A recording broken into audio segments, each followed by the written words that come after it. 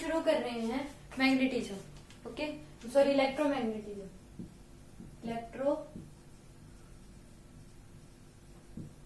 इसका दूसरा नाम क्या है? इलेक्ट्रिसिटी। कि इसमें क्या होता है? इलेक्ट्रो मतलब इलेक्ट्रिसिटी, मैग्नेटिक मतलब मैग्नेटिज्म। तो ये क्या है? It is a branch of science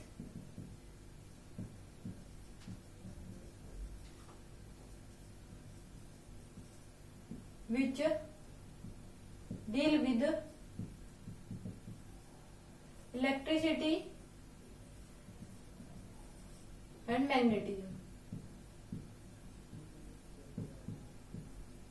कि एक ब्रांच ऑफ साइंस है जो क्या करती है? Deal with electricity and magnetism. Okay, इसमें हम क्या पढ़ेंगे? मैग्नेटिक फील्ड पढ़ेंगे, मैग्नेटिक फोर्स, EMI, और एक और क्या पढ़ेंगे हम? Alternative current.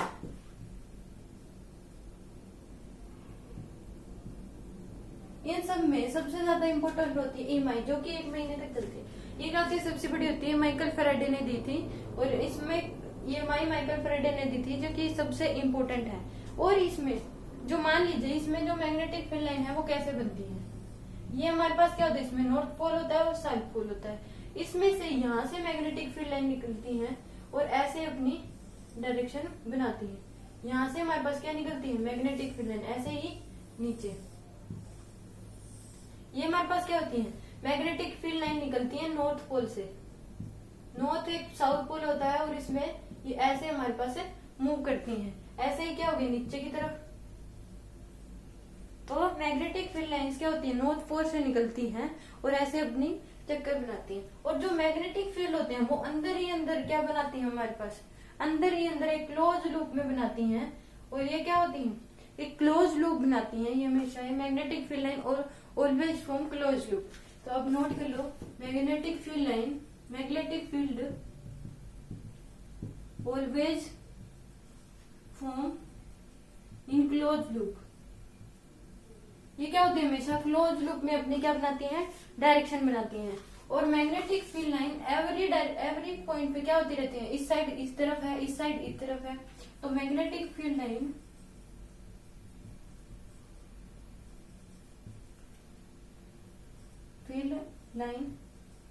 Magnetic field direction change at every point पे क्या होती रहती है? चेंज होती रहती है। इसमें क्या है कि अब एक टेंजेंट ड्रॉ कर लो, तो अब एक टेंजेंट ड्रॉ कर लोगे ऐसे मैग्नेटिक फील्ड पे, तो वो हमेशा क्या करेंगे? मैग्नेटिक फील्ड लाइन पे अब एक टेंजेंट ड्रॉ कर लो, वो हमेशा कैसे करती है? Magnetic field line. तो ड्रॉन टेंजेंट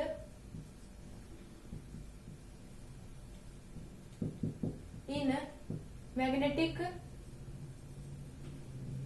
फील्ड लाइन, और वो क्या करेगी? Magnetic field line always represent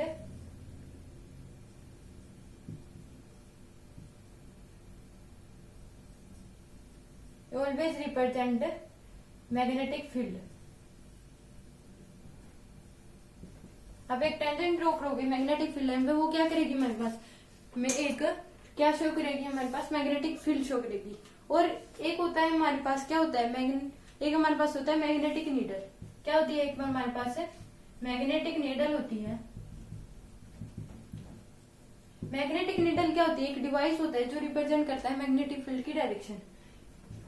this is a device and represented the direction of magnetic field। ये क्या होता है? एक डिवाइस होता है जो हमेशा क्या करता है? रिप्रेजेंट करता है मैग्नेटिक फील्ड लाइन को। एक और बात है, इसमें जो अर्थ होती है उसका खुद का वो खुद एक क्या होती है? मैग्नेटिक फील्ड, और उसकी जो मैग्नेटिक फील्ड लाइन की डायरेक्शन होती है वो हमेशा क्या होती है? नॉर्थ पोल में। इसी वजह से अगर आप कोई भी चीज मतलब जो पृथ्वी है उसकी वजह से उसका वेदर चेंज होता रहता है। इसमें क्या होता है कि एक मैग्नेट लोगे, अगर उसकी जो डायरेक्शन होगी अपने आप क्या हो जाएगी? नॉर्थ पोल की तरफ हो जाएगी। क्योंकि अर्थ की भी क्या होती है? जो मैग्नेटिक फील्ड की डायरेक्शन होती है वो नॉर्थ पोल की होती है, उसकी खुद की मैग्नेटिक फील्ड लाइन होती है। ओके, तो आप ये नोट कर लीजिए।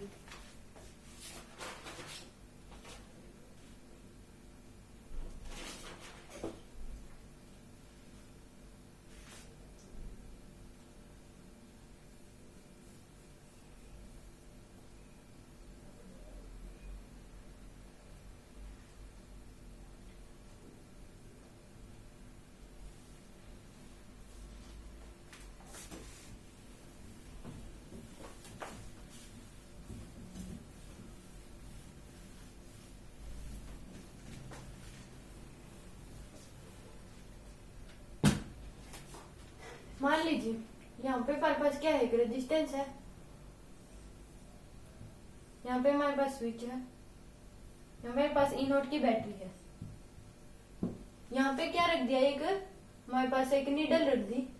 तो उस केस में क्या होता है कि जब स्विच को ऑन ऑफ करते हैं तो उस वजह से क्या आता है, हमारे पास मैग्नेटिक फील्ड लाइन में डिफ्लेक्शन आता है। और ये कब क्या आता है, जब हम स्विच को ऑन ऑफ करते हैं तो उस वजह से क्या होता है, इसमें करंट चलने लगता है और करंट की वजह से मैग्नेटिक फील्ड प्रोड्यूस होती है क्या। ओके, तो इसमें क्या होता है कि जब करंट चलता है due to current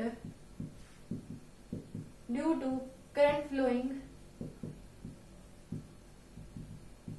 in a wire, जब करंट फ्लो करता है इन वायर, देयर इज, क्या करती है वो, देयर इज इंडक्शन ऑफ, जो produce of, there induction of magnetic field. वो क्या करती है, मैग्नेटिक फील्ड करती है। एक ओरेस्टेड नाम का साइंटिस्ट था, ओरेस्टेड नाम के साइंटिस्ट ने बताया था कि उसने जब स्विच को ऑन करा तो उसमें फिर डिफ्लेक्शन है, जब ऑन ऑफ करा तो उसमें क्या है, डिफ्लेक्शन है। तो इस वजह से स्विच को ऑन ऑफ करने से उसमें क्या करता है, करंट फ्लो होने लगता है और उसकी वजह से क्या होता है, मैग्नेटिक फील्ड लाइन प्रोड्यूस होती है। तो ड्यू टू आप अगर आप करंट फ्लो कर दोगे तो उसकी वजह से क्या होती है कि इंडक्शन होता है और मैग्नेटिक फील्ड लाइन क्या होती है, हमारे पास मैग्नेटिक फील्ड लाइन प्रोड्यूस होती है, इंडक्शन होता है उसे। ओके, तो देन रैंडम, ये हमारे पास क्या है, मैग्नेटिक नीडल रख दी हमने।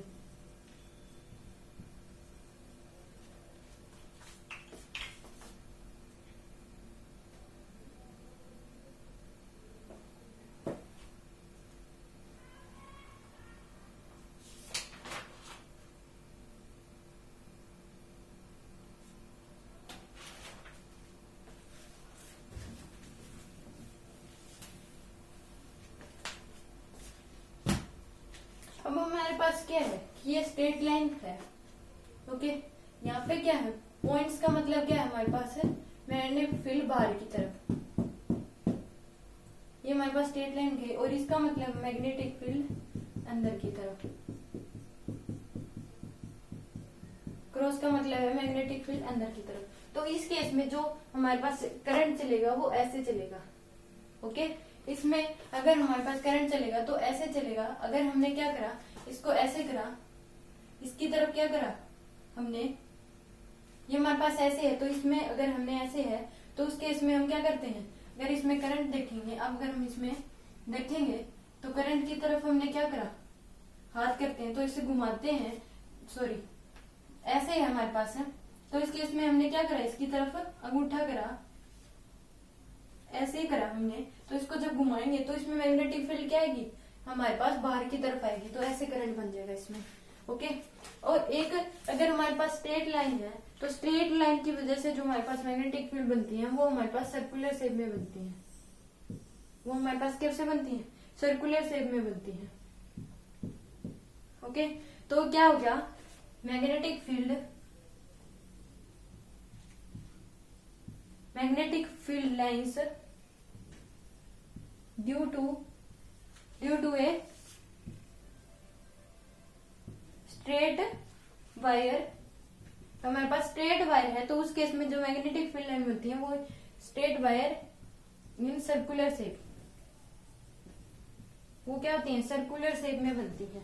ओके, और हमें मैग्नेटिक, अगली बात क्या है कि टू फाइंड, हम कैसे निकाले, to find magnetic field line, to find direction of magnetic field in case of current carrying wire. To find, हमारे पास मान लीजिए करंट कैरिंग वायर है, मैं इसको रब कर देती हूँ, हमारे पास ये क्या है, मान लीजिए करंट कैरिंग वायर है, इसमें करंट ऊपर की तरफ जा रहा है, तो टू फाइंड, तो इस केस में क्या करेंगे हम, जो राइट हैंड है उसकी करंट की तरफ क्या कर लेंगे, ये कर लेंगे, तो इस केस में क्या आ जाएगा, हमारे पास बाहर की तरफ आ जाएगी। ओके, तो इस केस में अगर यहाँ हमारे पास क्या है अंदर, ये हमारे पास क्या है बाहर की साइड, तो इसमें करंट क्या आ जाएगा, बाहर की तरफ आएगा। अगर करंट हमारे पास नीचे चल रहा है तो उस केस में, करंट अगर हमारे पास नीचे चल रहा है तो उस केस में क्या देंगे, अंदर की तरफ मैग्नेटिक फील्ड लाइन देंगे। तो to find direction of magnetic field line in case of current carrying circular loop. तो उस केस में हमारे पास कैसे निकालेंगे हम उसमें कैसे निकालेंगे, पॉइंट द थंब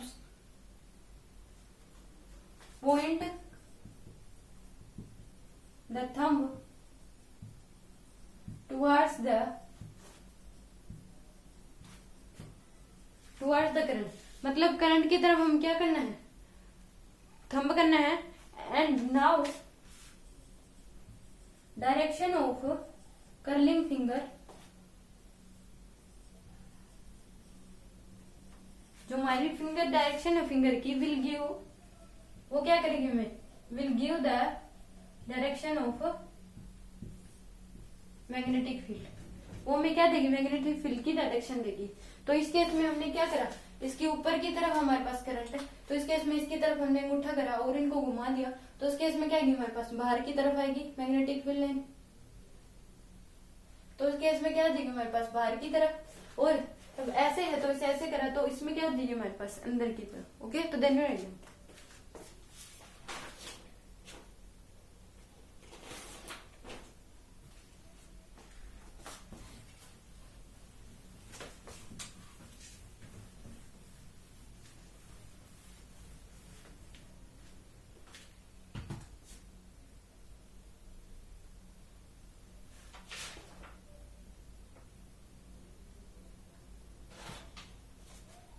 और एक बात है, मैं हमेशा अगर डायरेक्शन बाहर की तरफ आई तो उसके लिए क्या होगा हमारे पास, डॉट, मतलब आउटसाइड। अगर इनसाइड आई तो उसके लिए क्या होगा, क्रॉस। तो इनसाइड के लिए क्रॉस है। और मान लीजिए कि ये हमारे पास क्या बनी हुई है, मैग्नेटिक फील्ड लाइन बनी हुई है, तो इस केस में क्या हो जाएगा, अगर हमारे पास, तो इस केस में इसके हर पॉइंट पे और इसके अलोंग भी, यहाँ पे भी क्या होगा मैग्नेटिक फील्ड जीरो, यहाँ पे भी क्या होगा मैग्नेटिक फील्ड जीरो, यहाँ पे भी जीरो, यहाँ पे भी जीरो, यहाँ पे भी जीरो, यहाँ पे भी जीरो, यहाँ हर पॉइंट पे क्या होगा, जीरो। तो magnetic field at current carrying wire and along, magnetic field at current carrying wire, magnetic field at on the current, magnetic field on the current carrying wire at every point and along the wire is always zero. Okay, तो ये note करने वाली बात है। Okay, then you write down.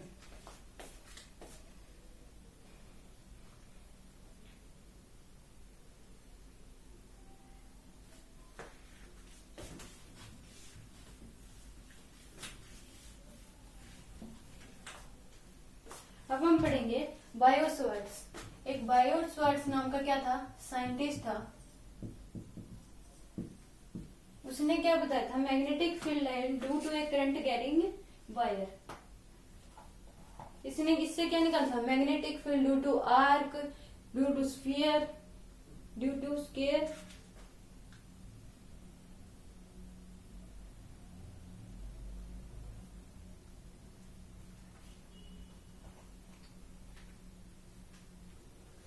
तो इसकी वजह से, बायोस्वार्ट्स की वजह से हम क्या कर सकते हैं, मैग्नेटिक फील्ड सर्कुलर रूप में निकाल सकते हैं। मैग्नेटिक फील्ड एट रिंग और आर्क के केस में हम निकाल सकते हैं। तो इसकी वजह से magnetic field due to arc, circular, close loop, कुछ भी हो उसमें हम निकाल सकते हैं। तो हम सबसे पहले पढ़ेंगे मैग्नेटिक फील्ड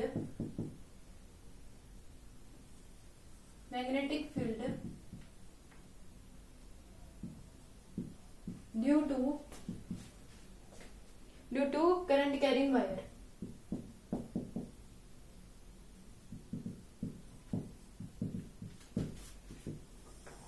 तो इस केस में ये हमारे पास क्या है, करंट कैरिंग वायर है। इसमें से क्या कर रहा है, हमारे पास आई का करंट चल रहा है। यहाँ पे पॉइंट पे हमें क्या बतानी है, मैग्नेटिक फील्ड बतानी है। इस पॉइंट पे हमें क्या बतानी है, मैग्नेटिक फील्ड। तो इसके लिए ये लाइन हमें जरूरत होती है और इसके लिए जरूरत होती है। और एक परपेंडिकुलर डिस्टेंस की जरूरत होती है। जो ये इसको क्या करा, रिप्रेजेंट करा डी से, इसको रिप्रेजेंट करा गया डी से, इसकी जरूरत होती है, इसकी जरूरत होती है। ये एंगल क्या बना हमारे पास अल्फा, और ये होता है हमारे पास बीटा। तो इस केस में जो यहाँ पे जो मैग्नेटिक फील्ड आएगी वो क्या देगा हमारे पास, B equal to mu naught I upon 4 pi d sine alpha plus sine beta. ये हमारे पास क्या आ गई, मैग्नेटिक फील्ड लाइन। इस केस में मैग्नेटिक फील्ड लाइन हमारे पास किधर आ जाएगी, इसकी तरफ, करंट की तरफ क्या करना है, हमें अंगूठा करना है अपना। तो इधर हमने अंगूठा करा, तो मैग्नेटिक फील्ड लाइन इसमें क्या आ गई हमारे पास, मैग्नेटिक फील्ड लाइन हमारे पास क्या आ गई इसमें, बाहर की तरफ। ऐसे हमने करा तो मैग्नेटिक अंदर से होके बाहर की तरफ आएगी, तो इस केस में क्या आ जाएगा, मैग्नेटिक फील्ड लाइन इसमें इनसाइड की तरफ आ गई, तो उसके लिए हमने डॉट। और इसमें जो न्यू नोट होता है ये क्या होता है, एक मैग्नेटिक परमेबिलिटी होता है।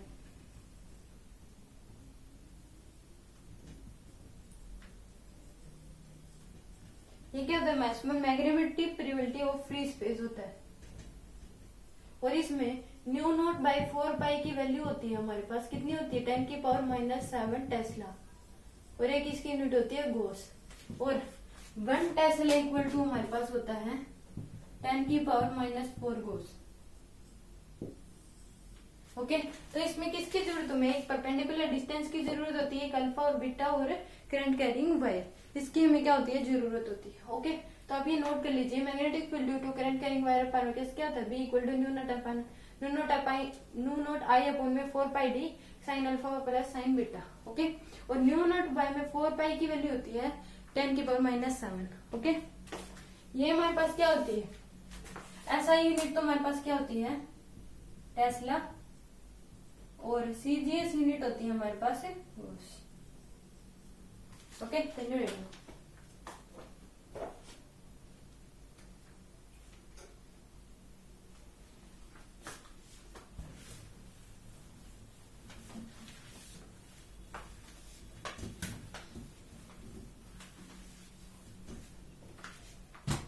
तो इस केस में अगर हमें यहाँ पे करंट कर रहे हैं हमारे पास 10 एम्पियर, ये परपेंडिकुलर दे दी 10 मीटर, अल्फा दे दिया 60 और बीटा दे दिया 30। तो इस केस में इस पॉइंट पे हमें पी पॉइंट पे क्या निकालनी है, मैग्नेटिक फील्ड निकालनी है। तो वो हमारे पास कैसे आ जाएगी, ये हमारे पास क्या है, एग्जाम्पल नंबर 1 करते हैं। तो इसमें क्या आ जाएगी, B equal to mu naught upon में 4 पाई इंटू आई कितना है हमारे पास 10 और डी कितना है 10, न्यू नोट अब आई अपॉन में 4 पाई डी और साइन 60 प्लस साइन 30। तो न्यू नोट अपॉन में 4 पाई, ये कितना हो जाएगा हमारे पास, √3/2 प्लस 1/2, ये कितना है न्यू नोट अपॉन में 4 पाई √3 प्लस 2 डिवाइड बाय 2। तो ये हमारे पास क्या आ गया आंसर। और इसमें मैग्नेटिक फील्ड लाइन किधर आएगी हमारे पास, इसकी तरफ अंगूठा करा, इसकी तरफ अंगूठा, और अंदर से बाहर की तरफ आएंगे, तो बाहर की तरफ मैग्नेटिक फील्ड आएंगे तो डॉट। ओके, तो देन यू राइट।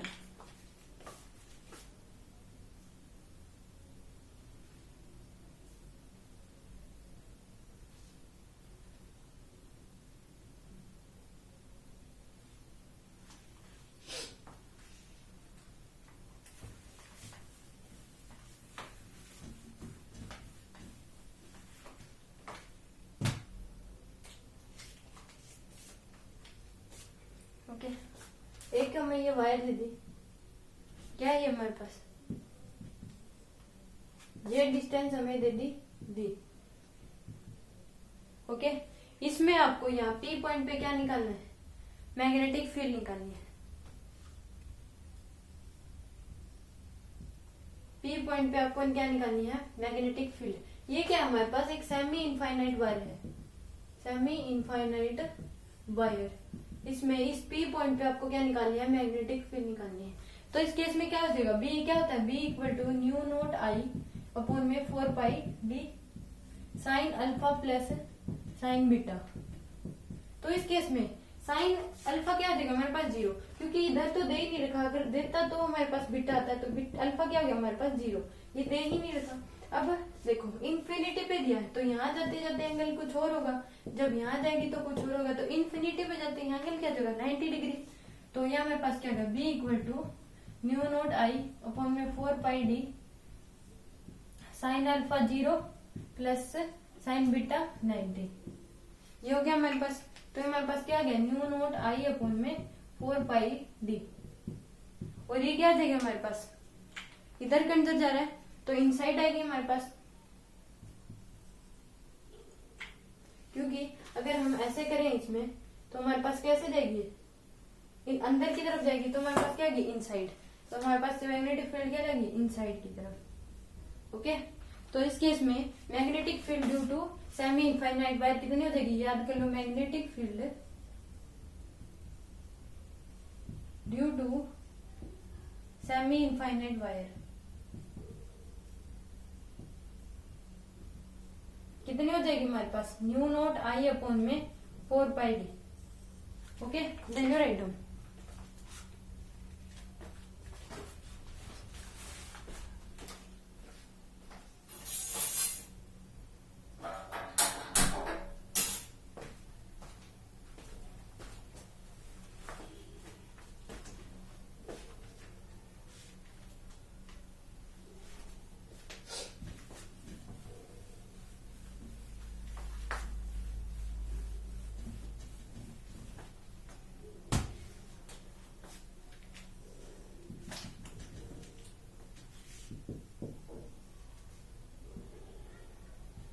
इस पी पॉइंट पे आपको मैग्नेटिक फील्ड निकालनी है। तो मैग्नेटिक फील्ड ड्यू टू ये क्या हो जाएगी हमारे पास magnetic field due to infinite wire.